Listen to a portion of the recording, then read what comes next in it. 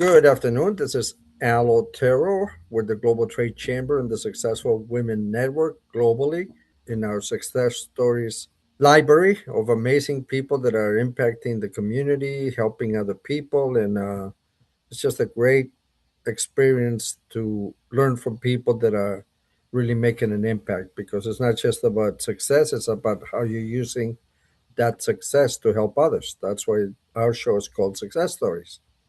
And today we have a very special lady, special because she actually is one of the recipients of the 100 Successful Women last year in Miami.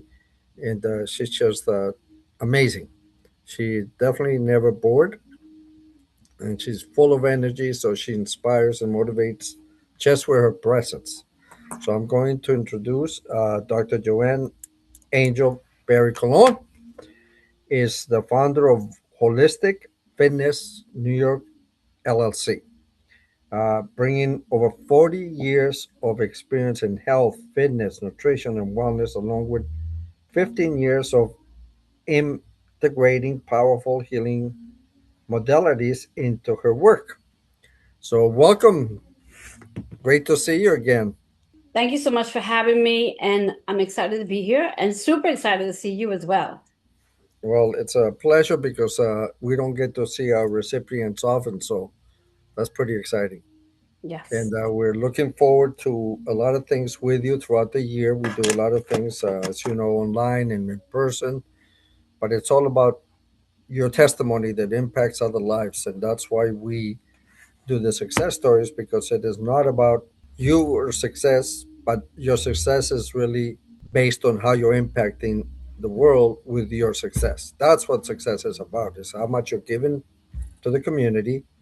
And it's like planting seeds, right, doctor?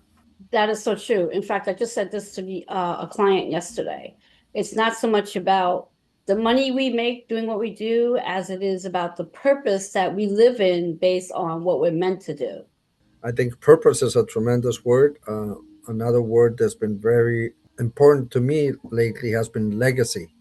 Yes, Because why are we here if we're not leaving something for our family, our friends, even our associates? So legacy is exactly. a huge part of life right now because a lot of people are just going through life and then it's over and there's nothing. And Yes. people don't even remember them the day after they die if they ever even go to the funeral. So there's a lot of things that we have to really look at. And as we see some famous people that are really looking at where are they going with the last quarter of their life, we see some great people that are impacting the community because they said, wait, this isn't just about me. And it's good. It's a great trend I see. So you're one of the trendsetters that are going to help people. I know you work a lot with women. So tell us how you started in this industry. How I started in this industry was at the age of 12. Um, Wow. yeah, I had an opportunity. I was a member of a community neighborhood facility for women where we exercise, and I was the youngest student in the group, and the instructor wasn't feeling well that day and asked me, and I emphasize the word asked me, to come up and teach the class. And as mentioned, I was the youngest one in the group, 12 years old, and about 20 women Wow. in the class. And I quickly said yes. And in the moment of teaching, at the very end of the class, I knew right then and there what my purpose was and what I was meant to do in my community and as a purpose in my life. So, age 12 is when it all began. This is when you realize your calling. Yes. Yeah. And, Wow. and what a Most people in calling. their 30s and 40s have no idea what they're going to do with their lives. Exactly. Exactly. I always say I'm blessed that I was able to recognize that opportunity, say yes to it, and not run away from it because I was 12 and being afraid and scared, that I just said yes without even thinking about it. Of course I can teach this class. Why not? That's And right. from that moment on, it was just one door opened after another with the opportunities of being 12. And then by the time I was 15, I literally got my first job in the health, fitness, and wellness industry and have been in the industry ever since. Empowering women, supporting women, helping women not just change their body physically, but also change their lives emotionally, mentally, and spiritually. And where did you grow up? I was born and raised in Jackson Heights, and I grew up basically from the age of 2 weeks old in Queens. Wow. So, native New Yorker. Yes. So, how have you seen the community change since those days? Now, when you use the word how have I seen the community change? Are you speaking just generally speaking, or are you speaking more in reference to health, fitness, wellness, and nutrition? Generally, because based on the trends, you have to adapt your teaching to the trends. I think that a lot of people, at least in Florida, coming from all over the world, and that wasn't like that 10, 15, 20 years ago. So everything's adapting to the multicultural community. Yes, yeah. So how I see the community changing from when I'm a little girl to current date is that we are constantly being programmed and conditioned to take on different philosophies and habits. And because we're literally being fed it daily through media, radio, TV, we take on these habits and we take on these habits and philosophies that then are engraved in our everyday doing. And that creates a lot of stress in our physical body. It creates stress in our nervous system. And that stress in the physical body and nervous system over time creates illness, disease, and even pain. And we're seeing a lot of that. I mean, I don't remember 20, 30 years ago anybody really talking about how much pain they experience, how much suffering. I mean, if back in the days, back in the early 50s and beyond that, I don't even think they ever talked about their discomforts. Where now we time in our lives where we talk about everything, and it just seems to be is so primitive that people are speaking about their health and their pain, health and pain. Every other person you speak to, they're talking to you about how their body hurts, or oh my God, I'm on this medication, or oh my God, I'm having such a problem moving. And very different than it was 30, 40, 50 years ago. And you just hit on a huge point. It seems to me, Reverend, that everything's about medication today. No matter what you have, all they do is medicate you. They don't find the source. They don't give you preventive medicine. They don't treat the symptoms. They just give you medicine, obviously, because it's a multi billion dollar industry. But it's also, I think, an easy way for the doctors just to move you along. Yes, I think a big part of that to why the medical industry prescribes rather than tapping into where the root cause is coming from is because it's easier to give medicine than it is to evaluate the patient. When you really think about it, you go to doctors, you sit in the doctor's office. First of all, you're in the doctor's office waiting room for probably a lot longer than you're actually in the sitting room with the doctor. Oh, yeah. You get 5 minutes of your doctor's time. Now, in 5 minutes, you really are not going to be able to find out from your patient Oh, what's actually going on in their life. oh, it's And even amazing. Horrible. even asking the simplest question on what's been going on in your life in the last 6 months, because that can contribute to why that patient might be sitting in your room and why they're experiencing what they're experiencing. However, we don't get that time with our physicians to discuss what's been going on in our lives. So the doctors do not have a full write up of what's really happening to even be able to give a holistic prescription.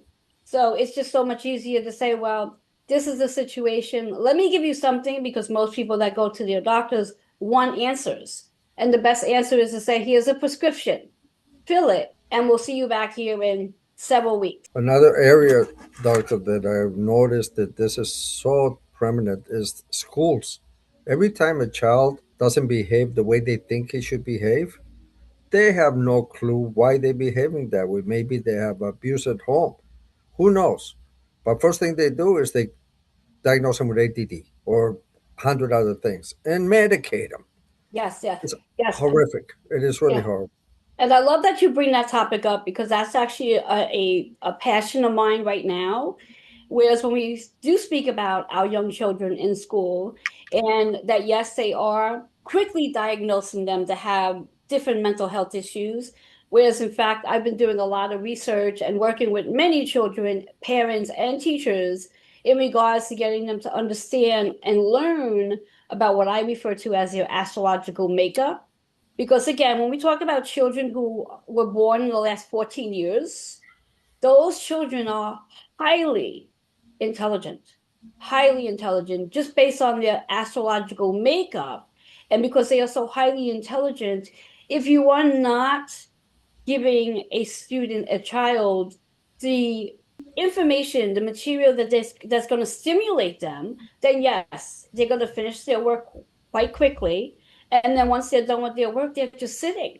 And what shows up is boredom. And that boredom then shows Oh, up with what a distraction. great point. And Boredom. that That is true. distraction Yes. is what's causing a child to be misdiagnosed as having ADHD, whereas in fact, if we took the time out, very similar to the physician with the patient, if teachers took the time out to understand their students in regards to their high IQs, they would then realize that they have to do a little bit extra for these students that are highly intuitive, highly academically smart.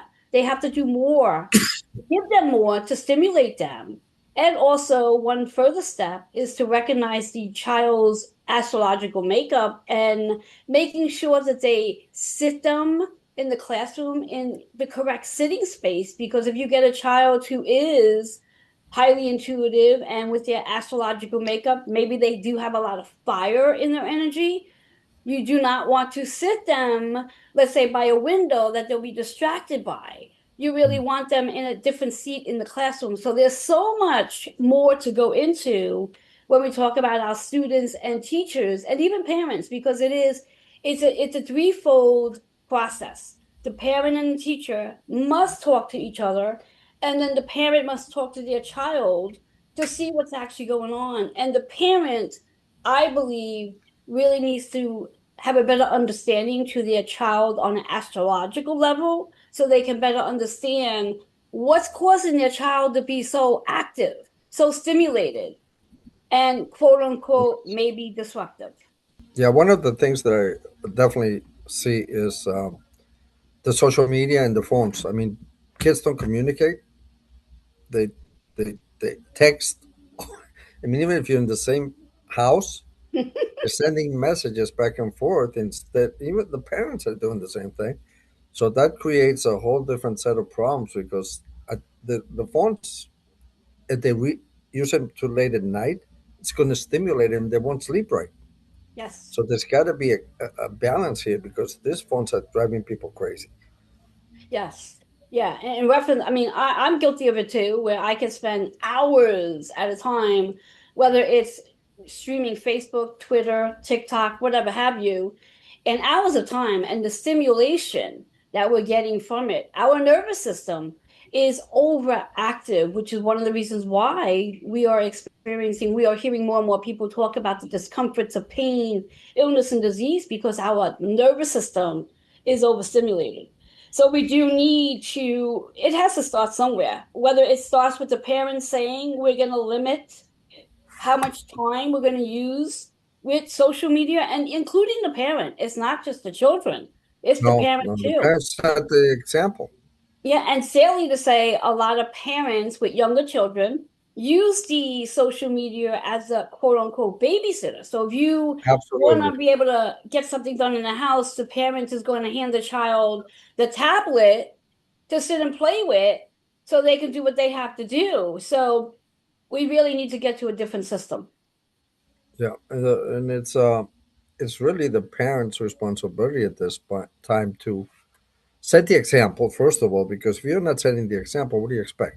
Exactly. And then do we cannot do away with electronics. That's just part of our life. But you do have to limit when they're on the electronics. I think that's an excellent approach. I love Yes, it. exactly. Incorporate more physical activity into the child's day where they're up and moving, and maybe 10 minutes of tablet time, a day. So more active, more physical activity where they're moving their body. Because again, when we think about children and even parents sitting and on their tablets, we're sitting. And that sitting creates a lot of health issues as well. In fact, there was a new study going back, I think, in 2000, where sitting is actually compared to smoking. Whereas when we're now sitting Wow, too long, really? that it's literally compared to smoking. It's just as dangerous as if you Wow. smoke a pack of cigarettes because we are sitting so long, whether it's on our tablets or we're sitting at work on the computers, whatever the case, we're just sitting way too long. And we really do need to incorporate in our day more up and movement versus sitting. I think that that's the first note I'm going to take is balance. That Yes. we don't have balance. We don't have Yeah. balance. And I'm at the office, I'm sitting a lot of the time. And then I wonder why I'm drained by the end of the day because I have no physical activity. And I've been thinking about that and I'm going to start different things to change that. But it's also adults. I mean, we're in a really bad place right now. Yes. Yeah. And balance is definitely the key because, again, when we can incorporate more balance into our day. So if we know we're going to be sitting at our desk because we're working, we're sitting there 6 to 8 hours, it's important. It's our job, our responsibility to schedule 10-minute segments where we're literally getting up out of our chair and Yes, maybe walking, whether it's walking to the water fountain, walk if you're working from sure. home, walking to the other room, coming back in, stretching. We could do a lot in 10 minutes. And if we really Yeah, do incorporate those 10-minute breaks between whatever, if we set for an hour, get up for 10 minutes and do something for 10 minutes. And do that over the course of the day, you'll get your full hour worth of exercise in. So when I hear men and women talk about the time that, oh, I don't have the time to exactly. dedicate to exercise. We have the time. We Oh, just have sure. to We just don't make we it. just have to rearrange the time that we can fit it into what it is we're doing, whether it's at the office or at home. 10 minutes throughout the day, very easy to implement so we can become healthier and bring more balance into our lives because not only will it improve our physical health, it will also improve our mental state Oh, and our productivity absolutely. throughout the day. And it will also improve our sleep because the more we move in our day, our blood circulating is better and we're able to rest and get a full night's sleep because we've done more moving in a day. These are all the things that people are not taking the time to learn. Yes. And as they get older, all these things are going to get worse because they Yeah. didn't do the steps that you're talking about now. In 10, 15 years, it's going to be harder to do the things because to break a habit, I think it takes like 40 days or something. So if you don't Yes. start Yeah. now, Mm-hmm. it's horrible. The other thing I noticed is that, for example, Japan, the children are very focused and very, I think they do a lot of the things that, where am I going to set the child? They have a whole different way of Oh bringing yeah. up children. And the children Mm-hmm. are very, very successful in school. Besides the pressure from the parents, they actually are programmed to be better. So there is a lot of things that we can do here. And you see example from Japan and other countries that are very focused and organized. The other thing that I've been looking at, and I think you probably agree with that, is Tai Chi is low impact and Yes. it's very short periods, but you can work all parts of your body by maybe 10, 15 minutes. Yes. Yes. Tai Chi is an amazing activity. Now, for women and even for men in their midlife, it's so imperative for all of us to get more of an impact resistant routine into our day for bone health and Yes. also to maintain longevity and to be able to have independence as we do get older because we want to improve our strength.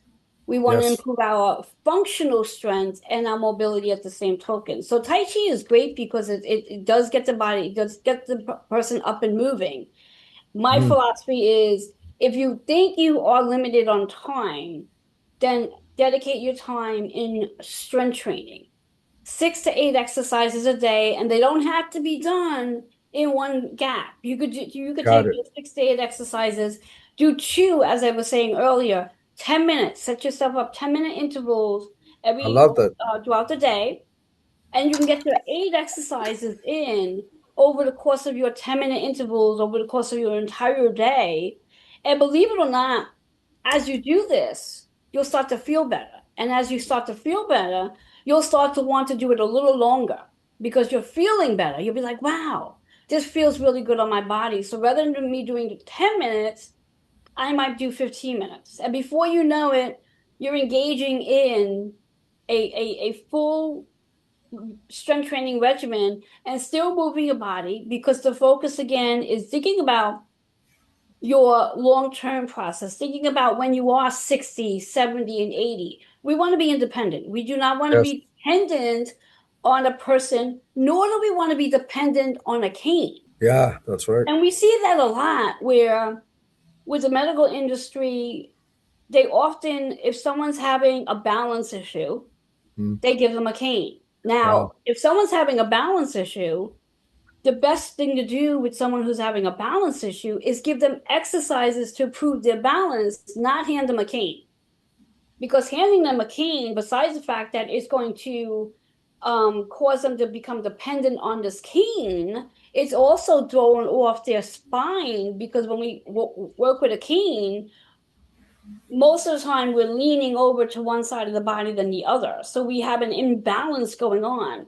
So Yes. it's not about giving them a cane as much as it's about prescribing exercises that they can do to improve balance.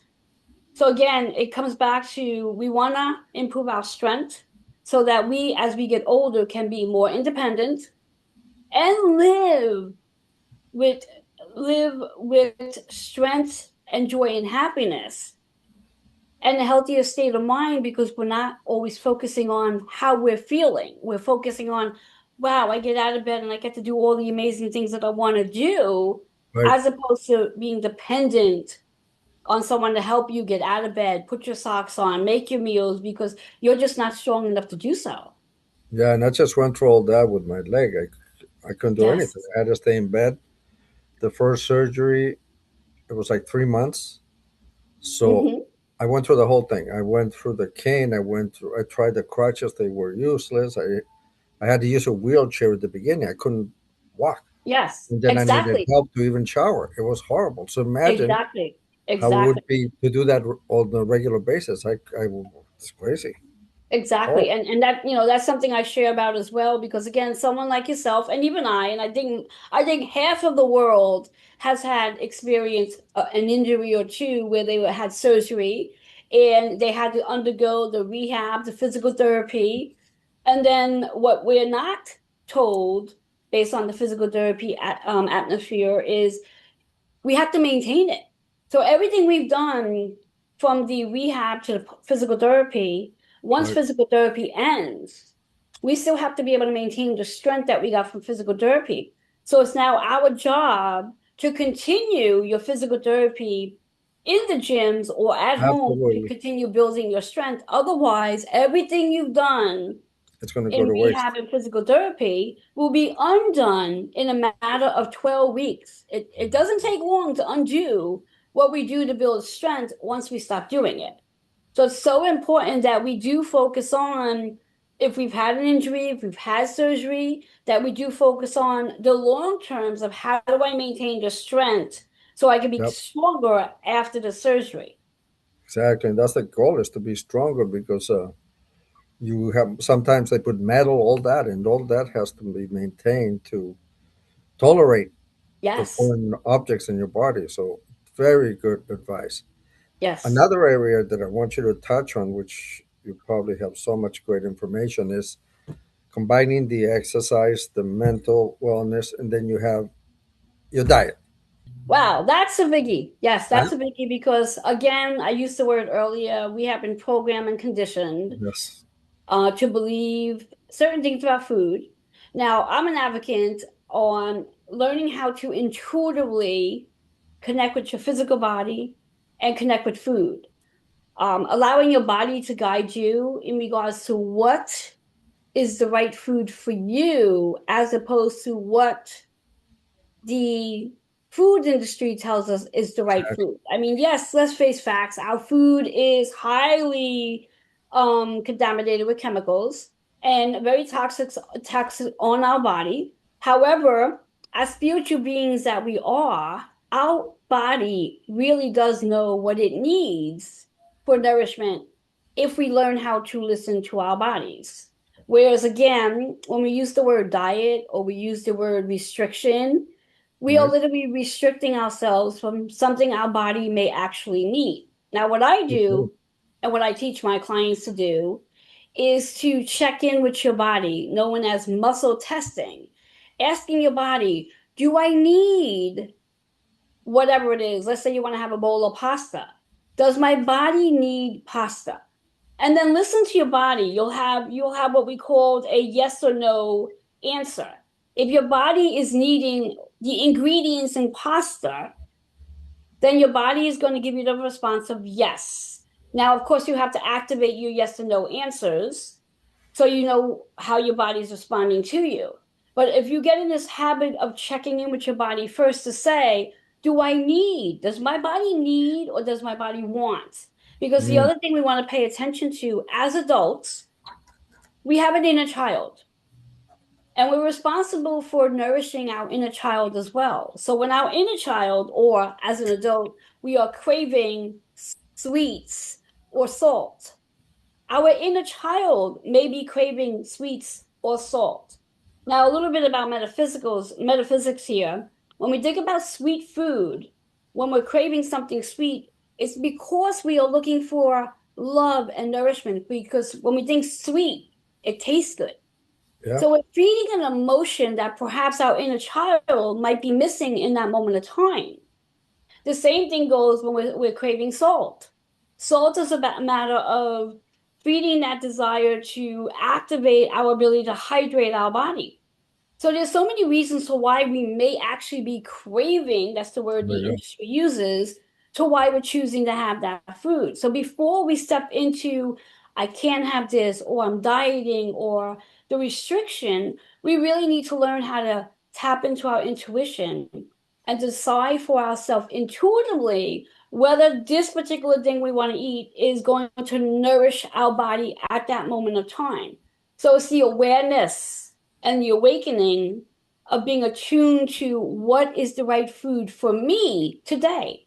Now, it doesn't mean because, let's say, I decide to have ice cream today that I'm going to need ice cream tomorrow. It means Right. that I want ice cream today. So, the key component of when we talk about dieting and food in itself is not to restrict oneself from having something. So if you want to have whatever it is you want to have, you have it. And once you have it, you satisfy that desire. Excellent point because some days I want pasta. I want a Yes, spaghetti. But after exactly. I have it, it might not be another week, 2 weeks till I when I have it again. I never thought of it, but you hit it right on the head. That is Exactly. very cool because I same thing with ice cream, same thing with salt. It's I Exactly. have it at the moment. Oh, I want this, and then Hmm. it's not like I want it every day. So that's a Exactly. good way to your body tell you what you should eat. I love it. Very Yes. good. And if we correlate that desire with our everyday life, it, Yes. how much are we restricting ourselves from the things we really want to do in our everyday life based on desires? And that falls into, let's say, creativity. If we're not feeding our desire, we're not allowing our creativity to fully blossom because they're one of the same. Our Yes. desires create our creativity. And if our Mm. desires are not being met, our creativity is not expanding. That makes a good point because I'm thinking about something I want, and then I'm not focusing on what I'm doing. So that is a very, very good point. Excellent points. Wow. So far, so good. So we can do you could do classes on this. Oh, you already do that. Yes. So tell me what is a typical client get when they hire you to help them? What is it? Is it a 3 weeks? Is it 12 weeks? What type I, of I I love that question. So a typical client that comes to me, averagely I start them off with a 12-week plan, and I'm okay. going to put it out there right off the back. 12 weeks is not going to get the person to where they want to be. 12 weeks is like the appetizer. Mm, It's giving them an opportunity to experience what it is I do, and to create a habit, because 12 weeks is 3 months. It's 90 days when we think about it. And as Al said, to create a habit, we have to do something for 40 days. So 12 weeks is a 90-day process that a client will work with me. And their prescription is a contribution between personal training, which is the strength training. Then it's also what I like to call Reiki therapy, where we're tapping into energy work to clear out any stagnation that may be sitting in their nervous system, causing their nervous system to be interrupted. In addition, I definitely sit with them to help them better understand their astrological makeup, because it is their GPS. So they can decipher how we're going to move forward.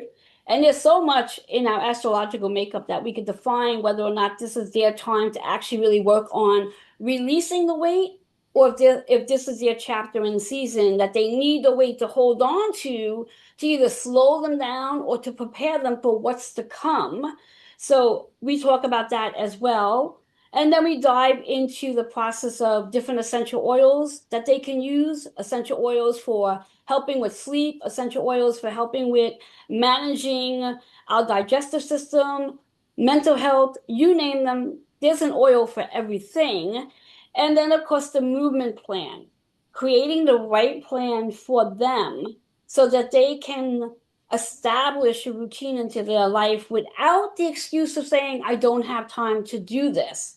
And the bigger process of what they get from me in this 12-week process is helping them to gain the confidence and courage to eventually step away from their 9 to 5, release outdated habits and philosophies, and also let go of outdated relationships that they no longer need, Oh, so that they can fully that's it. embrace their soul's work that they came here to do. Yeah. That's in a 12-week process. And then through there, then we really dive into that commitment of working together for 12 months. I always say to myself, do not hang around negative people because they will bring you down. Yes. So that's your environment absolutely dictates your well being. And when you're surrounded by negative people or people that always complain, they're not going to do anything except bring you down. You don't need to be brought down. There's enough in the world to bring you down. So Yes. hanging around negative people is a no-no for me. I hate it. I Yes. feel it. I feel the energy just drained, and I Yes, exactly. don't need negative people. And the other thing is how many times a week for the 12 weeks? Is it one day, 2 days, 3 days? I recommend a minimum of 3 times a week. Three And I do times. have clients who sign up where they see me 5 days a week. Wow, that's So good. the minimum is 3 and the maximum is 5. And the days that they're not seeing me, they have homework to do in between those sessions to maintain their health, wellness, and nutrition. And that's like an hour session? Sessions are only 45 minutes. Oh, And good. as That's good. mentioned, when we talk about the sessions, the average client will see me for the personal training. Then they see me for the Reiki talk therapy. And then they also see me monthly or weekly for the astrological updates that's going on for them. So there's a Got it. lot that we cover in the time when we get together between the 3 to 5 days a week. Like we said earlier, 40 days to create a new habit. If they see you 3 times a week, that's only 24 hours for the 12 weeks. So they're not even halfway to developing a habit. So obviously, it's just a beginning, a Yes, way to, it's like we said, it's the appetizer. yeah, It's that's the very good. appetizer. It's giving them a little taste of what it is that I can do with them, that I can guide and support and hold space for them. And then if they are really truly ready to commit, it's really a lifetime. Good. Yeah, like anything else, if you need help, you're going to keep going until you get better. That's So I correct. think that, and you always have to have reinforcement anyway, even if you think you're better, you need to have follow up. It's your car. If you don't maintain it, it's going to die. Your Exactly. body's the same. There's Hmm. always something you need to do to take care of yourself. And having a coach is very important because you don't always know what to do. So I think Exactly. it's a great service that you provide to the community. I'm very happy to learn more. Thank you. And we're going to put this in our library of success stories so people will see it for a long time and learn from this. We're going to, this has been recorded, but the idea is that we continue to learn from you and we share that knowledge with other people so you can impact one day, one person at a time, really. Exactly. So That's my model. If I can impact one person at a time, I did what I came here to do. I think you're doing a great job. We appreciate you. There's going to be another segment with you that you're going to get more into a presentation this week. And that's just the beginning of a long relationship getting you to help more. Thank you. Thank you for your time. Have a Thank wonderful you. week, and we'll see you, I think, Wednesday. Yes, have a great day. Okay, happy day. Thank you. You too. Happy, happy.